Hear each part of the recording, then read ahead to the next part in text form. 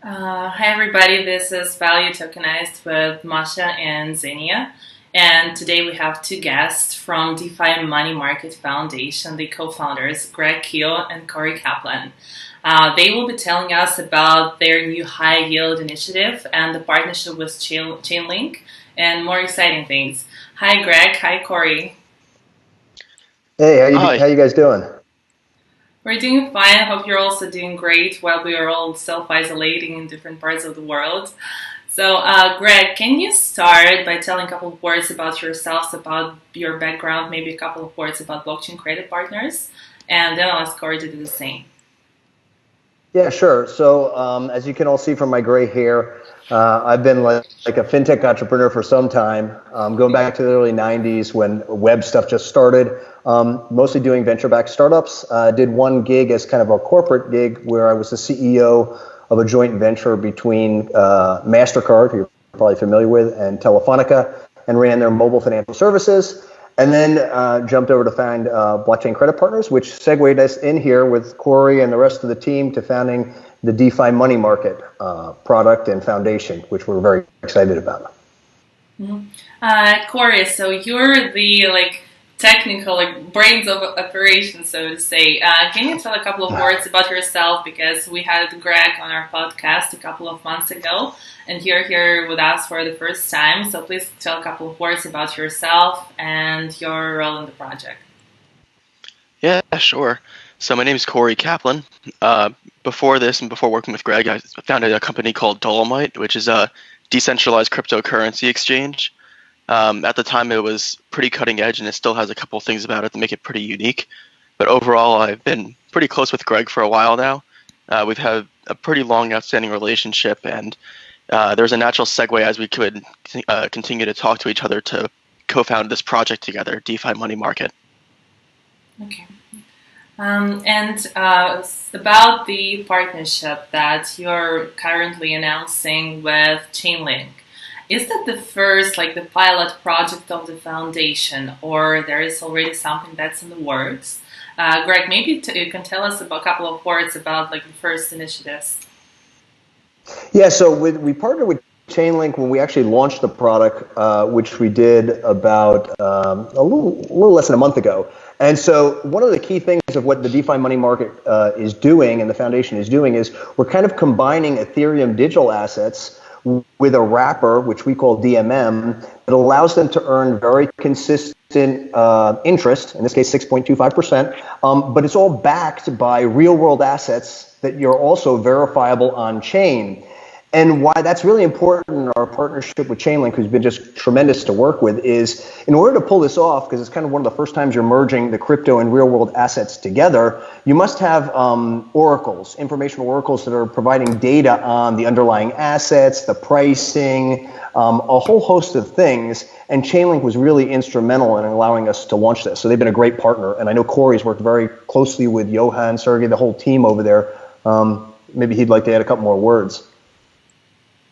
Yeah, sure. So they've been really phenomenal to work with. Overall, I think they've really been instrumental in us being able to achieve this vision. So as Greg mentioned, they're really playing a pivotal part in taking the off-chain data that we have on hand and making it verifiable, trustable, and placing it on-chain for that so that anyone can see it, basically. Masha, would you like to guess the next one? Pardon, could you repeat that?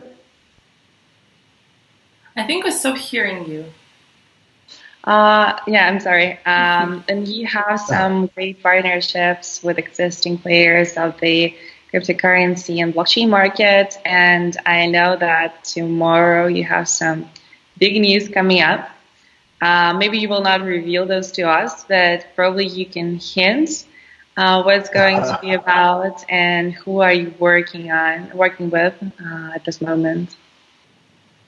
Well, sure. A couple of quick updates. So one of the things we were excited about, again, partnership with Chainlink, instrumental in getting the DeFi money market kind of launched and working really well. And then we also announced recently Tim Draper, who I know you guys know, purchased a stake in the DMM DAO. So the DAO is actually what's going to govern over the DeFi money market ecosystem. And then we launched USDC and DAI, so at 6.25%. So you can go right now if you'd like to the DeFiMoneyMarket.com website. And if you have DAI, you can start to earn 6.25%, which is interesting. When we launched it, actually, the DAI savings rate, I think, was 8%. So we've become much more competitive now. DAI is now down at about 0%. So 6.25% is more competitive. And then we're going to continue to add on, and this goes to your question, additional Ethereum assets, right? They're allowing you or the individual crypto holder. The nice thing about the DMM is you're able to stay in the Ethereum asset, digital asset you want. So that's why we have like DAI, USDC, and we're adding additional Ethereum assets, and that you earn interest off it. So we know lots of people are long-term holders of crypto. Here you can pick whichever Ethereum asset you want, but earn interest off it. So the one that's coming up tomorrow is one of the largest, very, very large, and I think it's going to be very exciting. And you'll have to stay tuned until tomorrow to figure it out, to visit our site. Yeah, we're really excited to hear the news. And back to, like, we started today's discussion by actually, before we went live, discussing the current state, like what is going on with the world. And my question is, how do you think what is currently happening with the markets because of the COVID outbreak, how it affects the industry of digital assets? Actually, it might be able to facilitate the boom everyone is like waiting for, or still it will be this time like we'll need to expect like quick crypto winter this summer. What's your take on this? Corey, you want to take that and then I'll chime in? Sure. I think overall it's very interesting. You had some days, especially during this outbreak, where crypto is more correlated than people would have liked to have seen to the traditional markets. Like there was a couple of times where they both went down in tandem. But then you had other situations where like the federal government announced that that they would be printing more money, and then all of a sudden Bitcoin started to skyrocket, and that's where you're starting to see some of the uncorrelated effects come into play. I think that as the federal government moves into this realm of uncharted territories and really hurting the US dollar and then other currencies because of it, I think that we might see this crypto boom that people are hoping for. And then if you mix that with yield in the traditional world going down to zero, if not negative, with the fact that on-chain yield and DeFi money market and other protocols are really some of the best places to earn yield that is relatively risk-free, or at least very, very low risk. I think that we're going to see a lot of people move into crypto just to be able to get the yield. And the way that a lot of these systems work, as more people want to get involved and be able to get the yield that is being offered by these systems, the prices of a lot of underlying cryptos have to go up in order to support all the new demand of people trying to come in. So even if it's people trying to come in and, for example, purchase DAI, which is a stable coin pegged to the US dollar, even a lot of people trying to come in and buy DAI would result in, for example, Ethereum going up in value. Even though they seem a little bit uncorrelated, there's a lot of correlation between excessive demand and the prices going up, even for people coming in just to get access to the yield. Mm-hmm.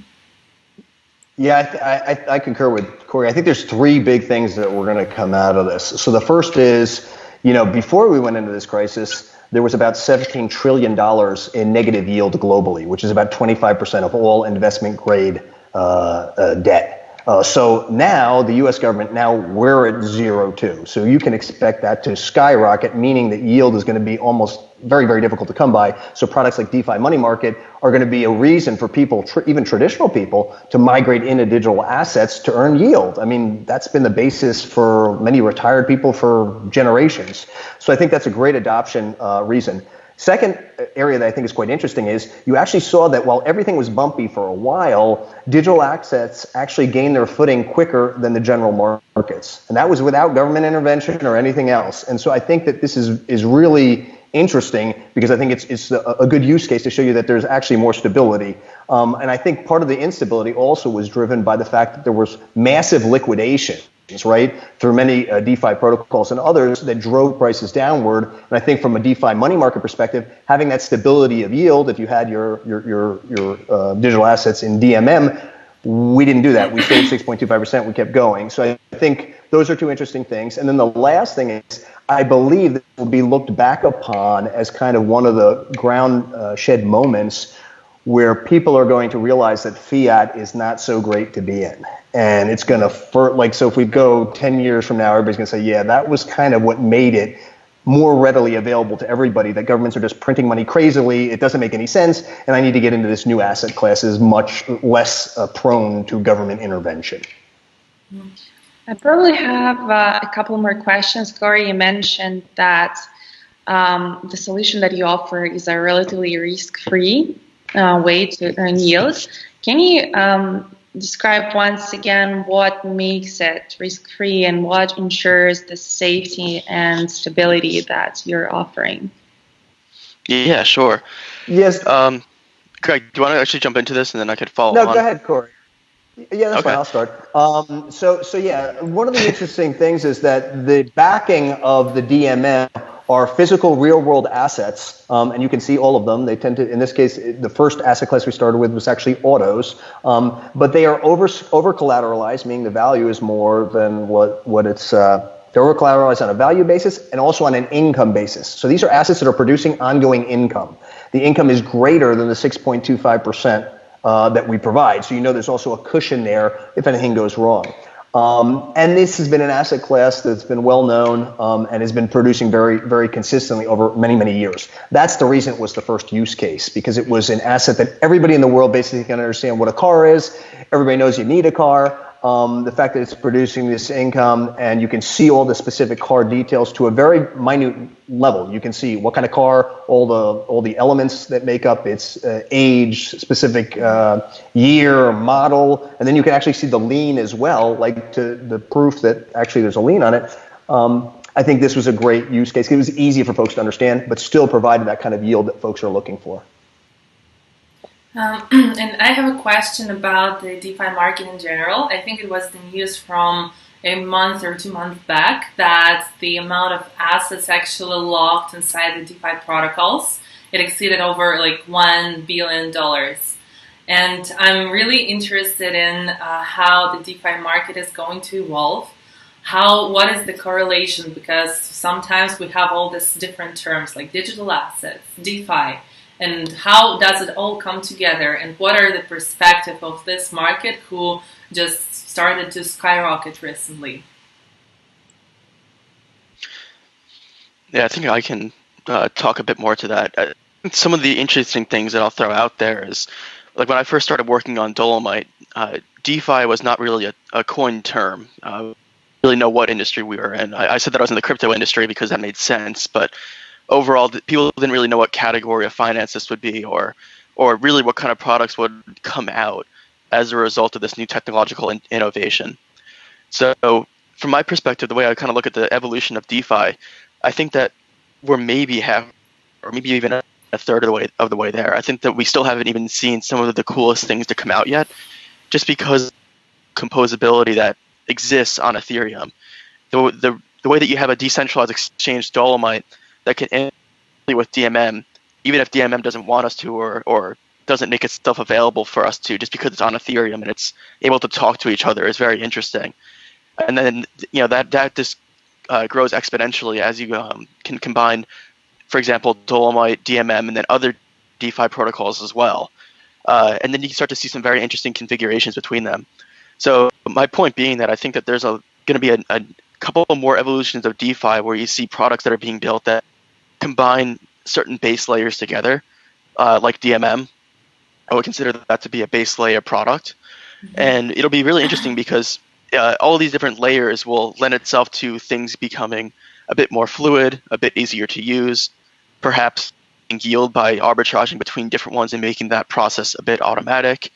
But the point being that I think that there's some really creative people out there that are going to really bring this to the next level. And then especially as more people come in that make it easier to use, you'll see a lot larger of an adoption curve then. And probably a last question to sum it up, if we have a minute, Ksenia. Yeah, of course. Gregory, you referred to traditional institutions and traditional players kind of being more motivated to step in, to explore digital assets and DeFi space. And what blocks are currently there? So how traditional players are perceiving the space? Are they willing to step in? And if not, what stops them from doing so?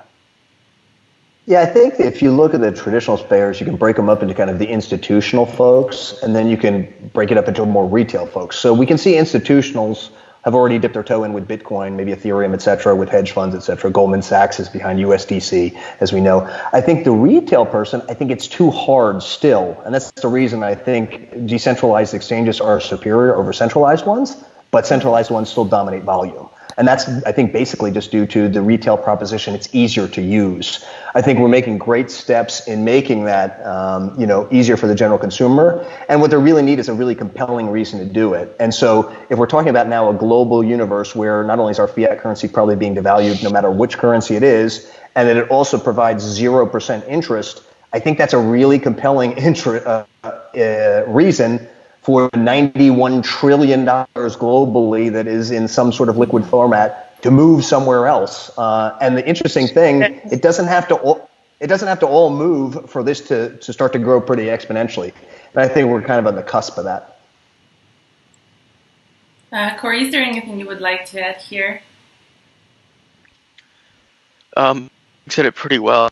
Overall, I think that incentives really move things, and as the incentive moves away from keeping your money in fiat and more traditional formats, and the incentive shifts to moving things towards this more digital format on top of Ethereum digital assets or DeFi, I think that we're going to start to see a massive influx of new faces, of more value, and especially new products, because it's one of the things a lot of people miss with it is as more money moves into these systems, that brings more developers, creators, more creative that want to solve bigger and better problems, especially because there'll be roadblocks along the way and certain gaps.